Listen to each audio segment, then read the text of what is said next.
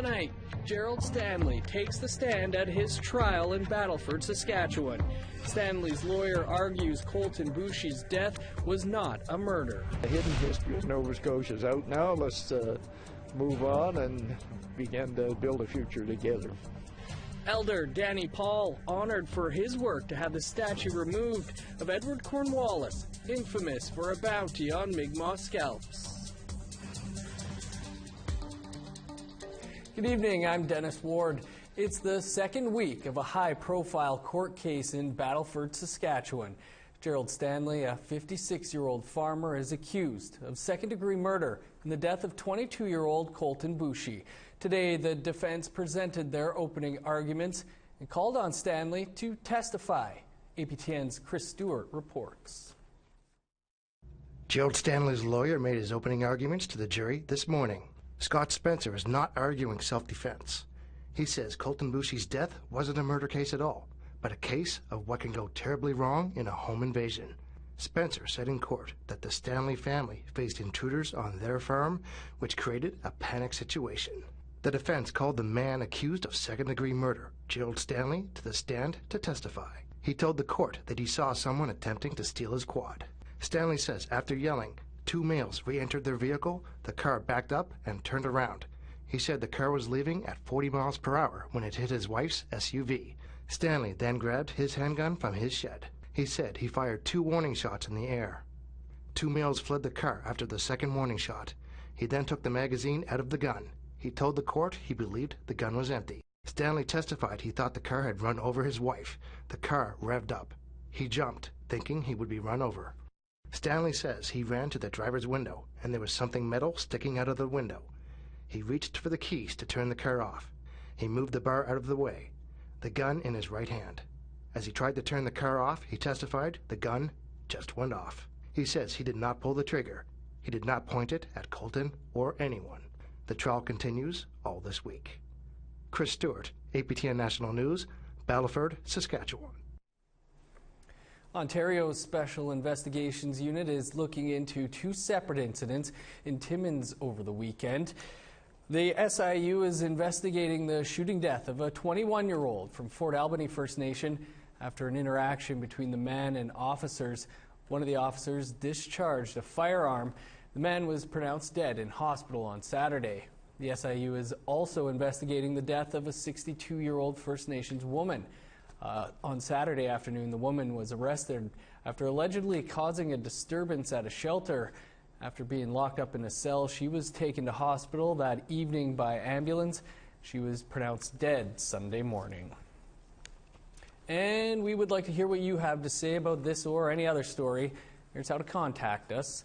Send an email to news@aptn.ca. Like our APTN National News Facebook page. Follow us on Twitter @APTN News, or go to our website, aptnnews.ca. Over the weekend, Mi'kmaq and allies gathered at the former site of the Edward Cornwallis statue in Halifax. Just days after the statue came down, the gathering was marked by ceremony and celebration. APTN's Justin Brake has the story. I'm proud to stand in this spot where he used to stand, because he's not coming back. It was originally planned as a rally to have the Cornwallis statue removed, but by the time people came together Sunday, the statue was already gone, so it became a celebration. For 3 decades, Mi'kmaq fought to have the statue commemorating the former British military leader removed. Cornwallis is widely regarded as the founder of Halifax, but to the Mi'kmaq, the statue served as a reminder of the violence perpetrated against their people. People want to call it an erasure of history. Unfortunately, that is not an erasure of history, or fortunately it's not. It's actually unearthing history, where we're bringing out the truth, and it's not a one-sided colonial, historic, patriarchal legacy that's being brought forward. And so if we want reconciliation, we pull down the statue immediately. We don't discuss. Last week, Halifax Regional Council voted 12-4 to remove the statue and continue with plans to form an expert panel to determine its future. Some say the statue's removal is just the beginning. and that real education has yet to begin. You know, when we were coming here, nobody told us that there were Mi'kmaq people here. They only showed us pictures of white people. They told us it was a white country that was created by England. That's fiction. And being in Canada where we welcome all nationalities, I think this was a good step to do. You know, and I would like to thank the Council of Halifax for doing that and finally recognizing that this is unceded territory. This is Mi'kmaq territory. In the early 90s, Elder Daniel Paul initiated the movement to have the statue removed. On Sunday, he was honored. It was a symbol to me of white supremacist thinking. You have to know your own history, and you have to know what you're talking about if you're going to be talking in public about a problem. And the hidden history of Nova Scotia is out now. Let's move on and begin to build a future together. After the ceremony, Mi'kmaq warriors erected a teepee just feet from where the statue stood. It was taken down Monday during high winds and rain, but warriors say it'll likely be put up again. Justin Brake, APTN National News, Halifax.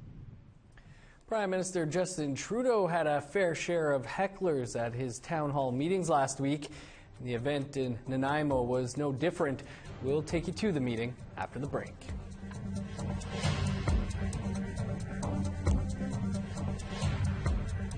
Here's a look at Tuesday's weather forecast starting on the east coast. Cloudy and -1 in Halifax and St. John's. Sunny but cool in a high of -18 in Happy Valley, Goose Bay. -24 in Nain. Sunny and 5 below in Montreal. -17 under the sun in Chibougamau. -6 in Sarnia, Toronto, Peterborough, and Ottawa. 15 below for Thunder Bay and Wawa, -17 in Timmins. Sunny and -18 in Thompson, Flin Flon, and Norway House. -16 under the sun in Winnipeg and Dauphin. Similar picture over in parts of Saskatchewan. -18 in Swift Current and Saskatoon. 19 below in Meadow Lake, La Ronge, and Buffalo Narrows.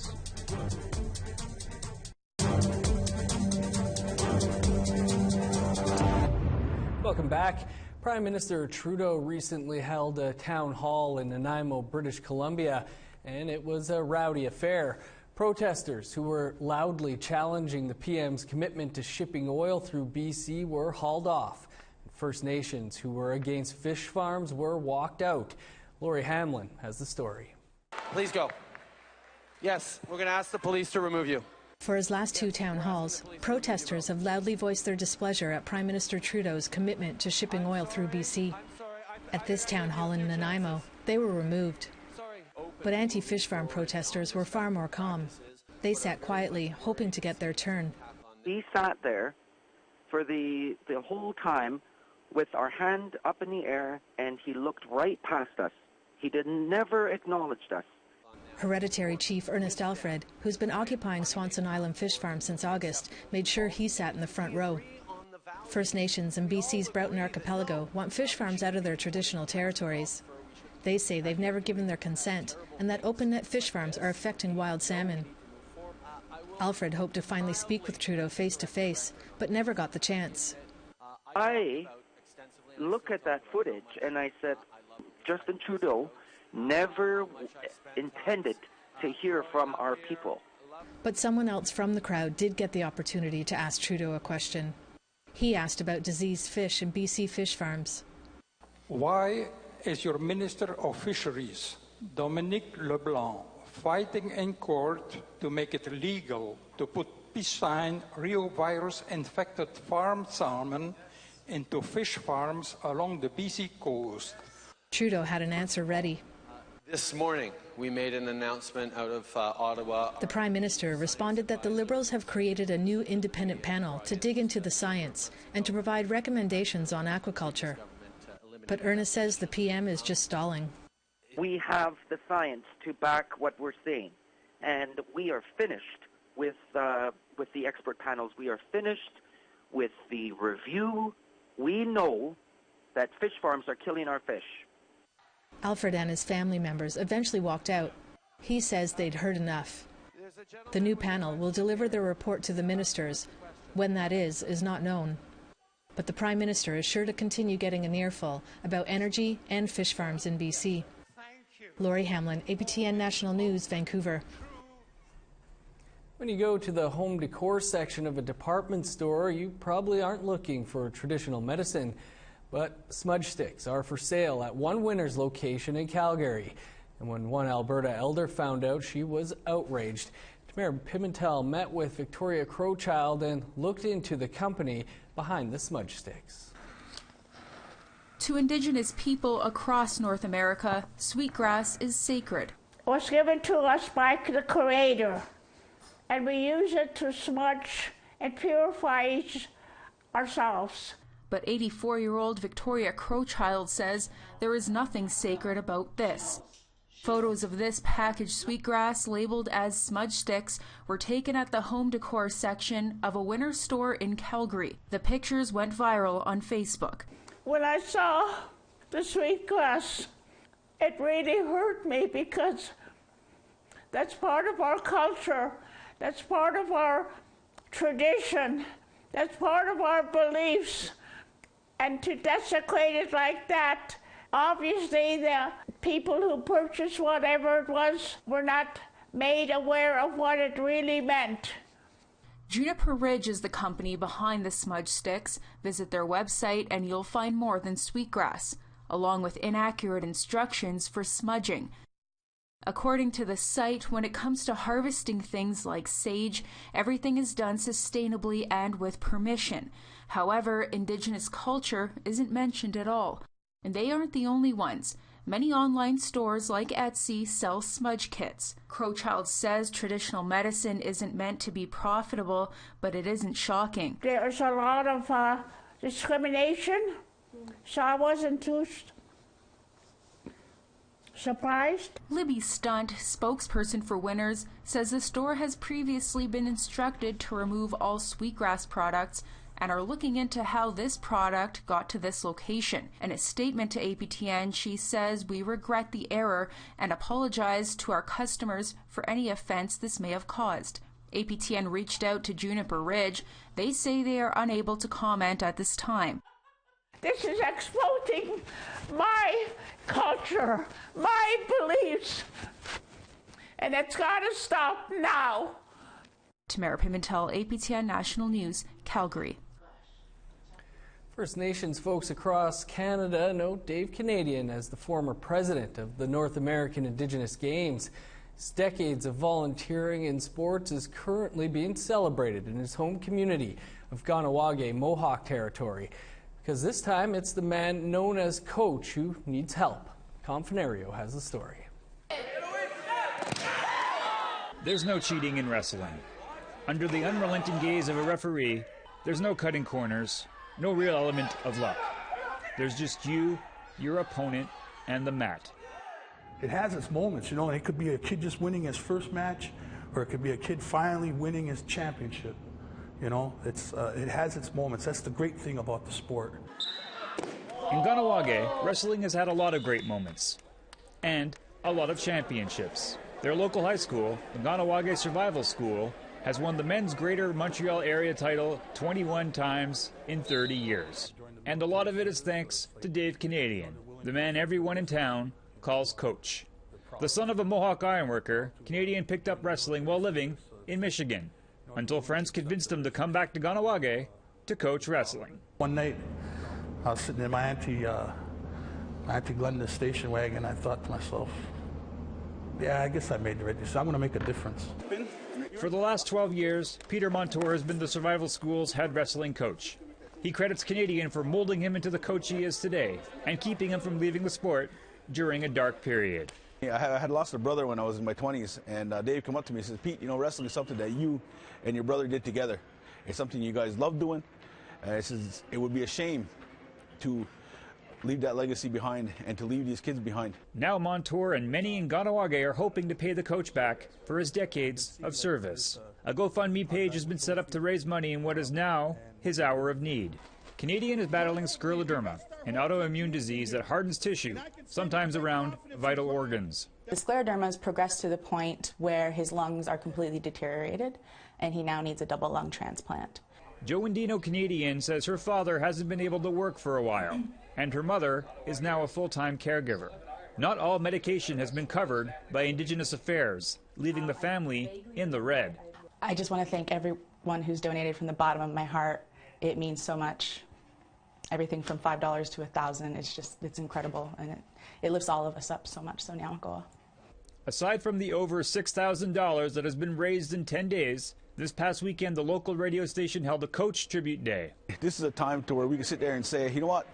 Thanks a lot, Dave. You know, because of you, I was able to do this, and because of all the work you put behind, you know, I'm proud of what I did at survival school, and I'm proud of what our kids are able to do. Canadian is currently on the list to receive a life-saving lung transplant, likely to take place in Toronto. And while he might currently have his back figuratively on the mat, Ganawage is ready to help him pull off the reversal of a lifetime.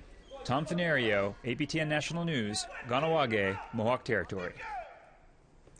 There is big disappointment for Russian athletes days before the Winter Games get underway in South Korea. The International Olympic Committee has turned down a request that 15 Russians whose doping bans were lifted be invited to Pyeongchang. The IOC president made the announcement this morning. The privilege to be invited requires more than just the absence of a sanction. So we have not invited them. The 15 competitors were among 28 Russian athletes whose doping bans were overturned by the Court of Arbitration for Sport last week. The IOC says new evidence the court didn't see is raising new suspicions about the group using performance-enhancing drugs. The Russian government says it regrets the decision and believes the court ruling should mean the athletes are treated as clean. The Philadelphia Eagles are flying high after winning their first Super Bowl in franchise history. Clement flares out to the right, caught over the middle and into the end zone. Zach Ertz for the touchdown. And again, the underdog Eagles took the lead with just over 2 minutes left to go. This went right down to the wire with a dramatic Hail Mary pass from the Patriots' Tom Brady. But the Eagles hung on to capture Super Bowl 52. Philadelphia quarterback Nick Foles was the MVP. And a great game. Too bad too many people in Philadelphia took to the streets after. Time for a quick break and then the latest on the fight over a controversial coal mine.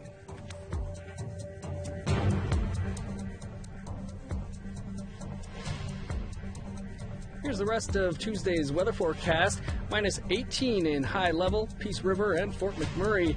17 below and sunny in Edmonton and Red Deer. A gray day on the west coast, plus 9 in Victoria and Tofino. 1 degree cooler in Vancouver. Snow and 6 below in Smithers. Minus 9 in flurries in Prince George. Downright frigid in parts of Yukon. Minus 37 in Dawson City. Over to NWT where there's plenty of sun. Minus 22 in Yellowknife and Norman Wells. 24 below in Tuktoyaktuk, Fort McPherson, and Colville Lake. Ouch. Minus 42 in Chesterfield on Tuesday. Minus 38 in Repulse Bay. Even cooler in Joe Haven at minus 44. Minus 38 in Resolute.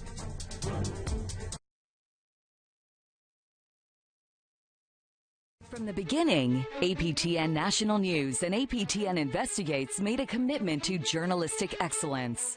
We were the first Aboriginal network in the world. Our work has been recognized by respected agencies worldwide. In May 2016, we were recognized with awards from the Canadian Association of Journalists. In October, APTN's Paul Barnsley was presented with the JHR Lifetime Achievement Award in Human Rights Reporting. This past January, APTN accepted an ECPAT Canada Media Award. And most recently in May, APTN was honored with the coveted Canadian Association of Journalists Charles Burry Award in recognition of significant contribution to Canadian journalism. APTN would like to thank you, our viewers, and reaffirm our commitment to you. APTN National News and APTN Investigates, uncovering the stories that others won't. Welcome back to Abbott Point, Queensland, Australia now, where Juru traditional owners are calling on the Queensland government to protect their cultural heritage from the Adani Carmichael coal mine. In a stunning video, they showcase what will be lost if the expansion at Abbott Point takes place. And if a rail line to the mine is built on their country, they say access to ancient rock art sites is under threat, and sacred burial grounds will be only 5 meters from the coal port. They're calling on the Queensland government to register their cultural sites as significant Aboriginal areas. We have the Cultural Heritage Act and parts of the Native Title Act to protect cultural sites like this, but the laws as they are, they're not working well enough. And traditional owners fighting a controversial coal mine in Queensland say they will not back down despite foreshadowed changes to native title law. The Wangan and Jagalingou people made their case in Canberra as the Senate debated amendments to the Native Title Act, which some say will make way for the multi-billion-dollar mine. NITV political correspondent Nakari Thorpe reports. It's been a long crusade, but these traditional owners say they will never give up. We deserve better. We are important, and the decisions we make need to be respected. Adrian Burragubba and Mara Johnson represent the Wangan and Jagalingou Traditional Owners Family Council, and they're here in Parliament to fight the latest battle against a mining giant. This is just about one rich billionaire coming to our country, telling our politicians, our parliament what to do, and force their way around legislation. This comes as the Senate today debates proposed changes to the Native Title Act. Labor Senator Sue Lyons says the native title needs to be changed, but the Turnbull government is not up to task. Native title in this country does need a fresh approach. It's far too complicated, it takes way too long. But quite frankly, the Turnbull government is ill-equipped to undertake to get it right in relation to native title. While the Greens say they're standing by traditional owners after comments they were undermining and hijacking Aboriginal interests. We have spoken to them and they have said to us loudly, clearly, that they do not support changes that are going to make it easier for their land to be destroyed. And we're very proud of standing alongside them. The amendments are expected to be passed through the Senate in just hours, after Labor and the government reportedly came to an agreed position over the contentious bill. Proponents of the bill say it could resolve legal uncertainty to around more than 120 Indigenous land use agreements, like the controversial Carmichael coal mine proposed by Indian mining company Adani. But the Wangan and Jagalingou traditional owners say Adani does not have their consent, rejecting the agreement 3 times since 2012. And we're confident that our fight will stop the Adani Carmichael coal mine and protect our sacred lands and waters. And they say despite the outcome, they will continue their fight. And we'll use whatever means are available to us to stop this mine from going ahead.